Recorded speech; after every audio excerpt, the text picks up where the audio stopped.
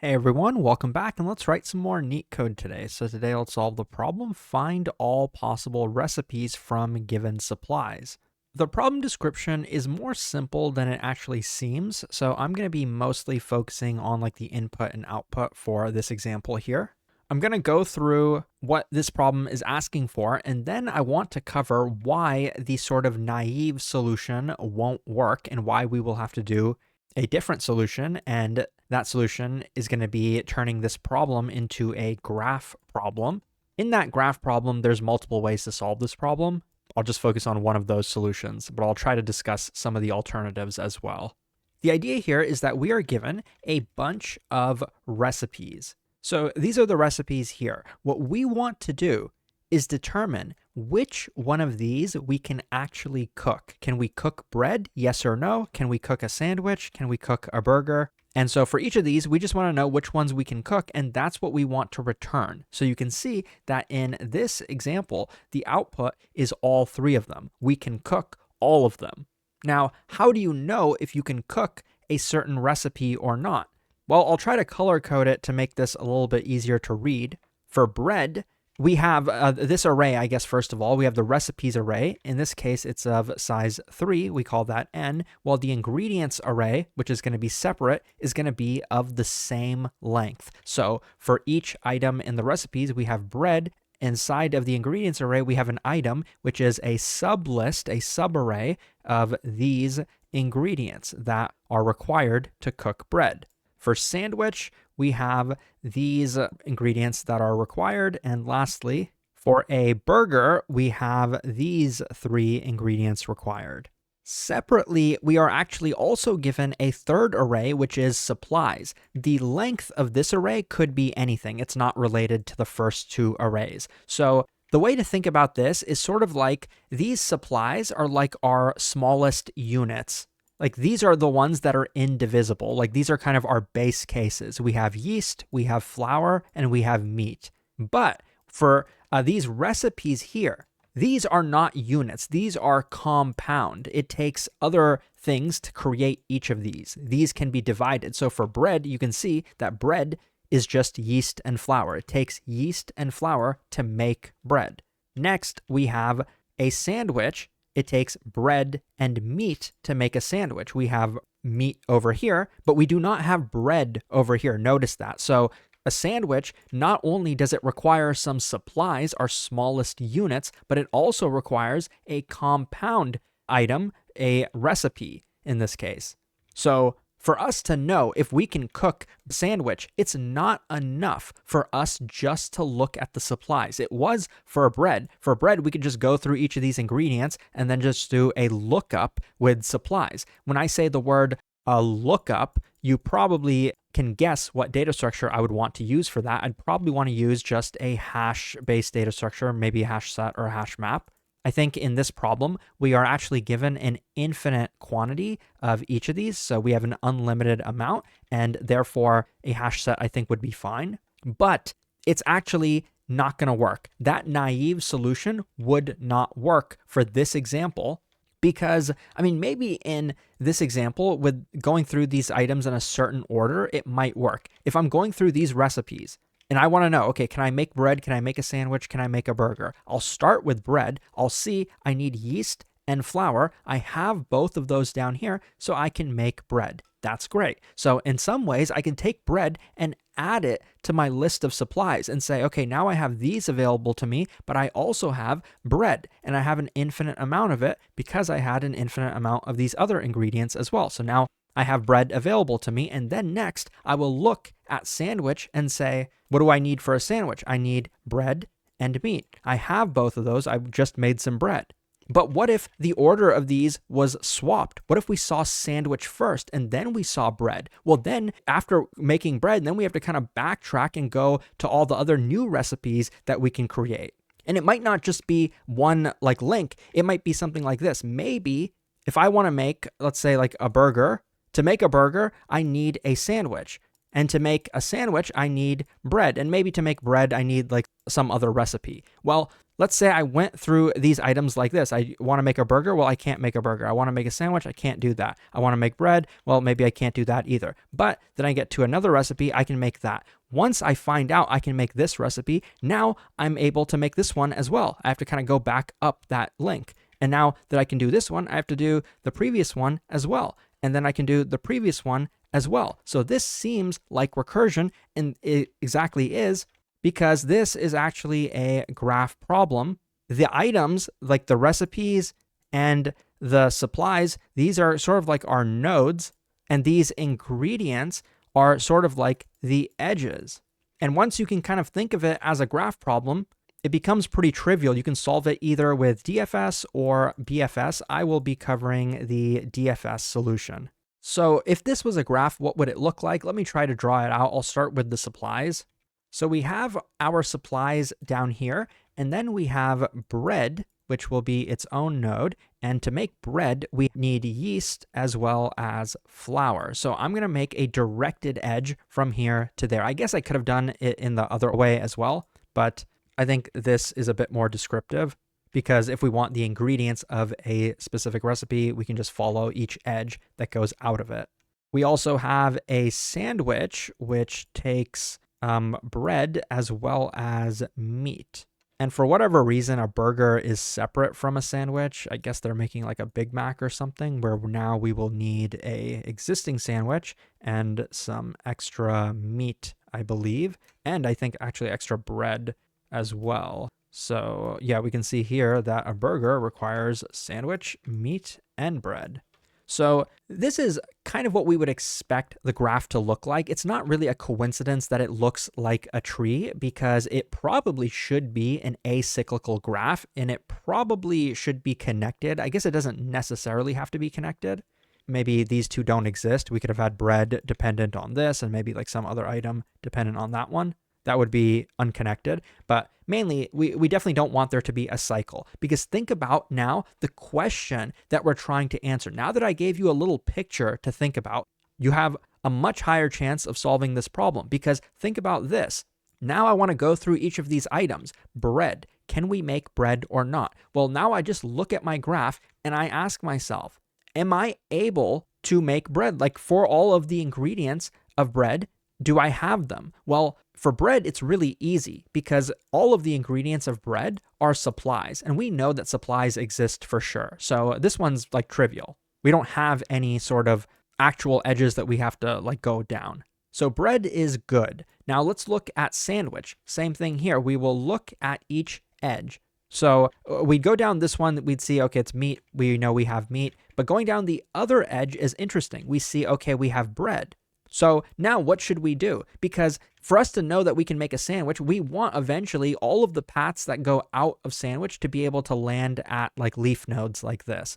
So really now what we want to know is, can we make bread? So we could redo some of that work. We could kind of follow the two edges now, but it would probably be better for us to eliminate this repeated work, this need to retraverse this portion of a graph, by instead having some kind of data structure. I guess for me, I'll call it can cook. So for each of these recipes that are compound, that aren't just supplies, I'm going to track if I can cook them or not.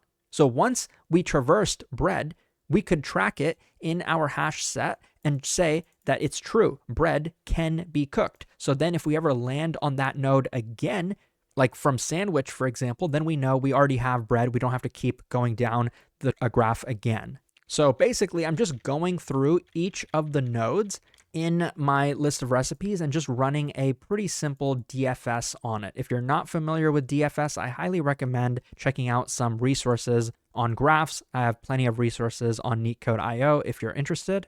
But lastly, just to finish the example, we'd look at burger. We'd start here, follow every edge. Okay, we land on bread. We already know we can make bread. We go here, we already have meat. That's like the leaf node. And then here, sandwich, we already found that we can make a sandwich. So it turns out we can make all three of these, and thus we return that as the output. Now, what if that was not possible?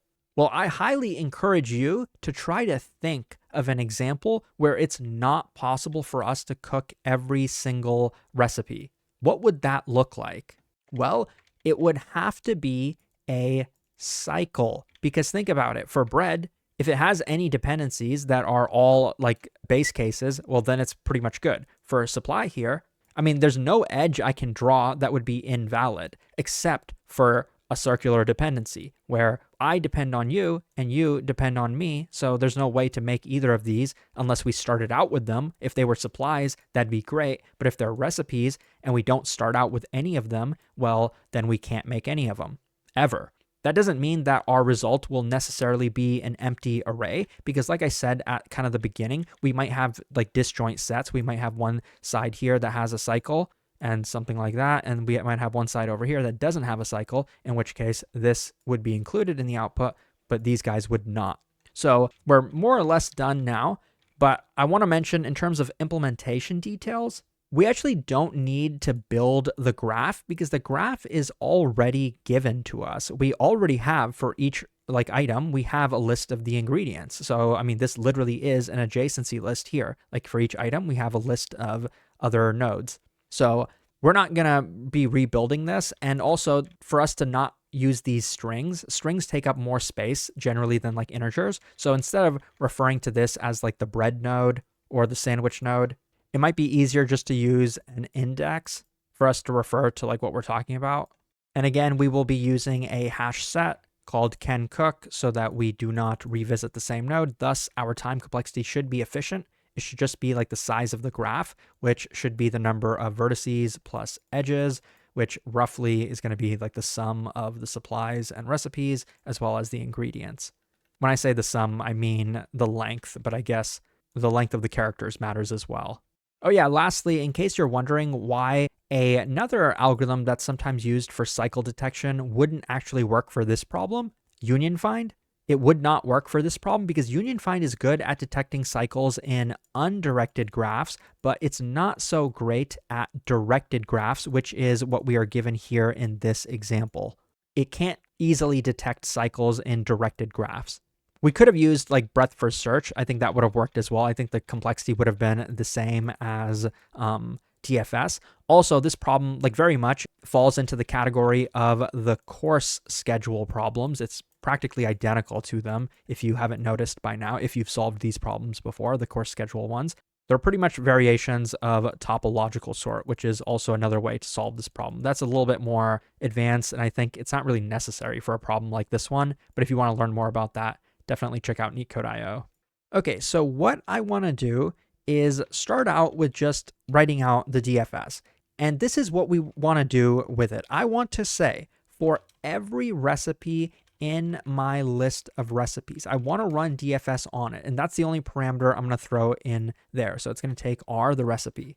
And I'm going to have my result, which is going to be an array. If the result of this DFS is true, then we will say, okay, we can cook this recipe. If it's false, then we assume we can't. If we can, then we do this and we can return. This isn't super important, but an easier way to write this in Python, you can save like 4 lines of code. I can turn this into a one-liner like this, where I will return an array that I'm going to build with something called list comprehension. You can learn more about that in my Python for Coding Interviews course. And it walks you through a bunch of like code that you have to write and like little challenges that you solve. But basically, we write a loop inside of here. So for every recipe in the list of recipes, and then we call a function. We say if DFS, pretty much like we have up above. So if this returns true, then take that recipe and add it to this array. I know the syntax is kind of weird if this is the first time you're seeing it, but it's a lot more concise than what we have over here. And I think that this is plenty readable. Like people who use Python write code like this all the time. So I think this is fine. Now for the DFS, the first base case is going to be this one. It's the most important. If R is in canCook, my hash set, then we're going to return true. Otherwise, we will potentially do some work. But so this data structure is important. It's going to be my hash set. And initially, I guess I could say it's empty. And actually, I'm going to end up using a hash map instead of a hash set. So sorry for misspeaking. I think it's a little bit easier with a hash map because what I'm going to do in here is I'm going to say for each recipe, I'm going to map it to true or false. And so that tells me I should probably do this. Instead of returning true down here, it's possible that for that recipe, we determined that actually we can't cook it. And so in that case, we'd want to return false. So here we can do can cook of this recipe. This is good, but think about what's going to happen now with our DFS when we reach the case where we hit the leaf nodes, the base case, the supply nodes. Well, we know that right now we're just going through the recipes. We're not actually going through the supplies. And so thus, the supplies won't exist in can cook, but they should be set to true. So what we can do up here is something called dictionary comprehension, similar to list comprehension, where we will, for every supply in the list of supplies, I'm going to map that supply to true because we know that we can already cook all of the supplies. We already have them. Now I'm going to try to finish up the main part of the code and then talk about some of the other details. Right now, generally what we want to do for this recipe, we want to know if we can cook it. If the base case didn't execute, then we're going to go through every neighbor in the ingredients of the current recipe. But how do I get the recipe? Well, there's many ways to handle this, I think. Like we could have passed that in to the function. We could have created like a map. We could have created our own adjacency list. But one easy way to do this is to do some pre-processing and just map every single recipe to the index of that recipe. Because if I had something like this, recipe index, and then I just pass an R to that, that gives me the index of the recipe, and then I can use that in ingredients to get the neighbors of the node. So if I had that, then I could just do this. And it's pretty easy to make that, so let's go ahead and do it. So up here, once again, I'm going to use dictionary comprehension. So for each recipe, we want to map it to the index. So I can do this. Recipe to index for IR in enumerate the list of recipes. Enumerate just lets you unpack the index and the item at the same time. Cover that as well in the Python for Coding Interviews course. So now inside of the loop, what we want to know is for like the current item R, can we cook all of the dependencies? Well, think about the opposite case. If I can't cook any of the dependencies, so if not DFS on the neighbor, if any time this ever executes, then we should just return false immediately. Otherwise, we can assume that we can cook the recipe because none of these ended up executing. And so at that point, we could say can cook is going to be set to true. What we want to do is just return can cook. Now, there's a couple edge cases that we're missing. One is the fact that before we start doing the recursive case, before we start running this loop and anything after that, we want to say, okay, this recipe has not been determined whether we can cook it or not. But for now, I'm going to assume I can't cook it. I'm going to put it in this hash map and mark it as false. I'm going to assume I cannot cook it because if there is a circular dependency in this DFS, we want it to eventually stop and we want it to eventually return false. By doing this, we basically guarantee that that will happen by having this line of code and having this false down here. If there's a circular dependency, we will return false and we will stop the recursion. So now we're almost done, but there is one very subtle bug. And I think the easiest way for me to explain it is just to show you the code not working on this example. And you might be wondering, why is it not working? Well, it's kind of an edge case. Here you can see we have a recipe bread. It has two ingredients, yeast and flour. Yeast is a supply, but flour is not a supply. And also, flour is not a recipe either. So what our code is going to do for an example like that one, I want to make bread. So then I go through my neighbors, yeast and flour. For yeast, we do the recursive call and we see that yeast is actually just a supply. So we will return true from here. But flour is not a supply. So we're going to go here, we're going to do the recursive case, and then we're going to go through the neighbors of flour. But flour has not been inserted into the recipe index because flour is not a recipe. So the easiest way to get around this is just to add another if statement. So here, if R is not in recipe index, and if this did not execute, so it's definitely not a supply, Well, then we have to stop. So here we will return false because it's not a supply and it's not a recipe, so then it's definitely impossible to make it. So after that, we run the code and it works and it's pretty efficient. If you found this helpful, check out Leetcode.io for a lot more. Thanks for watching and I'll see you soon.